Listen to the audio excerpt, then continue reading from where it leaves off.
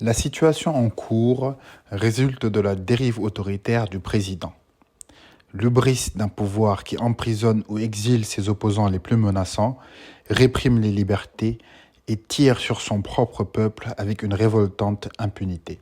Boubacar Boris Diop, Felwine Sarr et Mohamed Mbougar Sarr. Il convient, tout d'abord, de nous incliner devant nos morts et d'avoir une pensée pour leurs proches endeuillés. Ils sont une vingtaine, à l'heure où nous écrivons cette tribune, à avoir déjà perdu la vie. Ce décompte lugubre pourrait croître dans les jours qui suivent. Les événements en cours exigent de chacun qu'il prenne ses responsabilités. Nous affirmons que la situation que vit actuellement notre pays résulte de la dérive autoritaire du président Macky Sall. En 2012, notre confiance l'a placé à la tête de l'État sénégalais. Mais mu par son désir de se maintenir à tout prix au pouvoir, il s'est promis, je cite, de réduire l'opposition à sa plus simple expression. Le président Macky Sall a ainsi semé les graines de la discorde et de la violence dans notre pays. Sa responsabilité devant le peuple sénégalais est sans appel. L'histoire retiendra que c'est lui qui nous a entraînés dans cette crise politique sans précédent, fragilisé notre tissu social et affaissé nos institutions. Il a de surcroît imprudemment libéré les monstres qui sommeillent en chaque groupe humain et qu'il convient de toujours brider par une pratique de la justice, de l'égalité des citoyens et de la paix sociale. Si nous en sommes arrivés là, c'est parce que nous, le peuple sénégalais, n'avons pas assez réagi quand le régime en place s'est mis à traquer les militants et les cadres du PASTEF, en plus bien évidemment de son leader Ousmane Sonko. Il y a pourtant eu des signes avant-coureurs que nous n'avons hélas pas su décrypter de cette campagne de répression systématique et sans précédent au Sénégal. Depuis quelque temps, en effet, tous ceux qui osent lever la voix contre une troisième candidature du président sortant en font immédiatement les frais. Peu à peu, les interdictions de marche pacifique sont devenues la règle. Les arrestations et emprisonnements arbitraires se sont multipliés. Dans un tel contexte de brutale fermeture de l'espace politique, les procès au verdict ubuesque et à la séquestration illégale d'un dirigeant de l'opposition en sont venus à paraître d'une inquiétante banalité. La nature socratique du verdict du procès d'Ousmane Sonko a fini par convaincre que ce n'était pas la manifestation de la vérité qui était visée, mais bel et bien l'élimination d'un opposant politique dans la perspective des prochaines élections présidentielles. Elle pose surtout le problème de notre appareil judiciaire dont la fragilité et la fébrilité sont apparues au grand jour.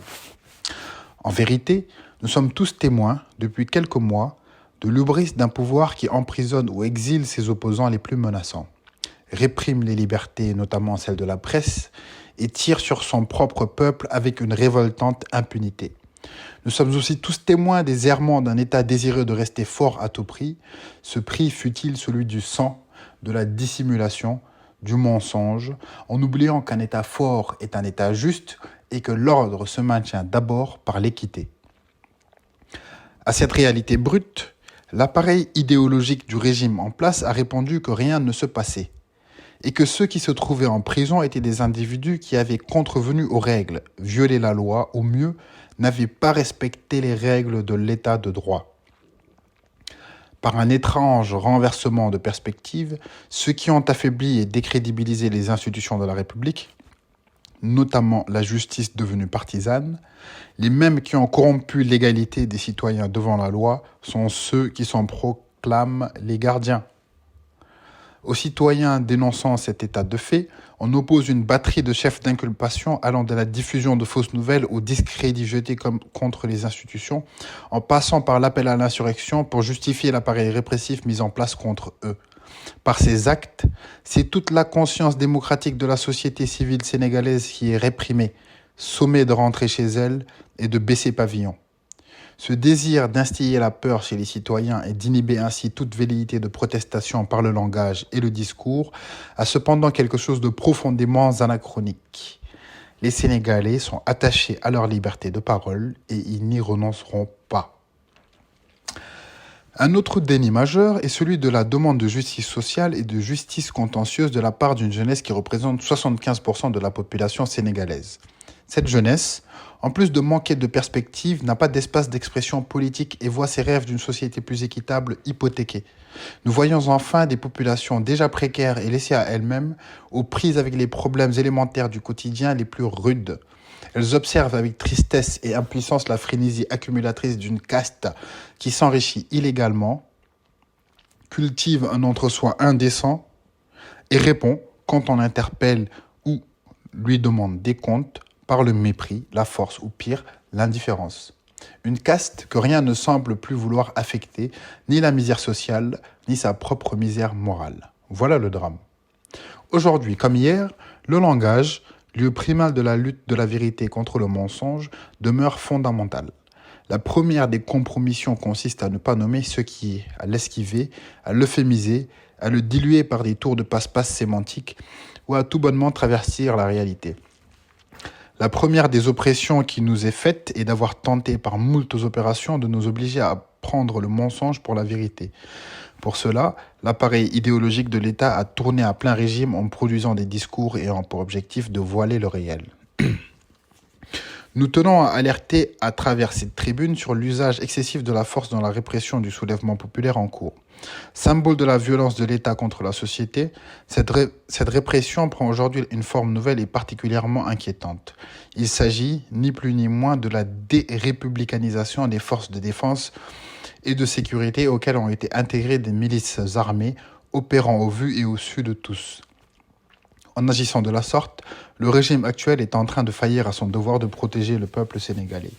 Une autre dimension de l'oppression est le gouvernement par la violence et la peur que le régime actuel a méthodiquement mis en œuvre depuis un certain temps.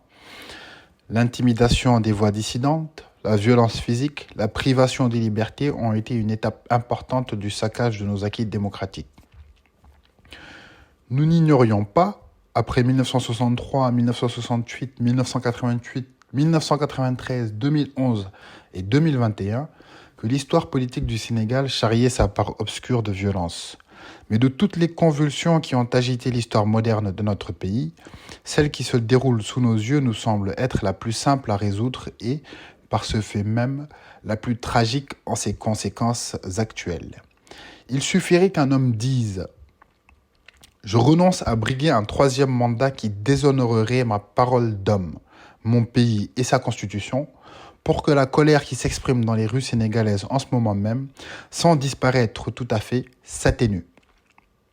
Cet homme, c'est le président de la République, qu'il annonce que les articles L29, L30 et L57 du Code électoral seront révisés, que le parrainage sera aboli afin de rendre les élections inclusives et que tous les prisonniers politiques et d'opinion seront libérés pour que la tension baisse et que la paix ait une chance de revenir.